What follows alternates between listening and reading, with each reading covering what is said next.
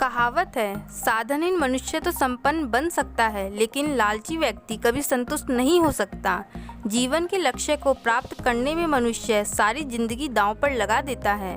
बड़े बड़े सम्राट दुनिया को जीतकर जो आनंद प्राप्त नहीं कर सके, उस आनंद को साधारण व्यक्ति अपनी विकार जीतकर प्राप्त कर सकता है। एक संत को एक बार रास्ते में धन मिला। उन्होंने निश्चय किया वह इस धन को उसे देंगे जो सबसे गरीब है, लेकिन उन्हें ऐसा कोई गरीब नहीं मिला जो रोजी रोटी चलाने में सक्षम ना हो।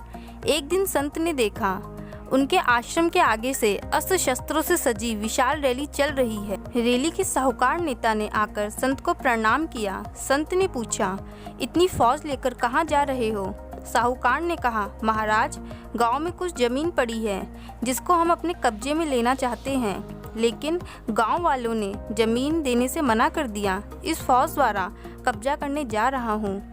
संत समझ गए इस साहूकार से अधिक गरीब मिलने वाला नहीं है। संत ने वह सारा धन साहूकार को दे दिया और कहा, मैं गरीब व्यक्ति की तलाश में कई दिनों से था, आज वह तलाश पूरी हुई।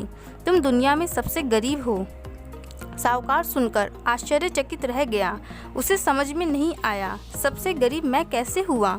संत ने कहा, तुम्हारे खजाने हीरे जवाहरातों से भरे पड़े हैं, फिर भी वह फौज लेकर गलत तरीके से जमीन हड़पना चाहते हो। साहूकार शर्मिंदा हुआ और संत की बातें सुनकर जीने की नई राह लेकर साहूकार वापस चला गया। कहानी का सार है कि गरीब वही है जिसका मन गरीबी महसूस करता है। धन साधनों से भरपूर होने पर भी मन कहता है अभी और चाहिए। दुखों से भरी इस दुनिया में वास्तविक संपत्ति धन नहीं, संतुष्टता है।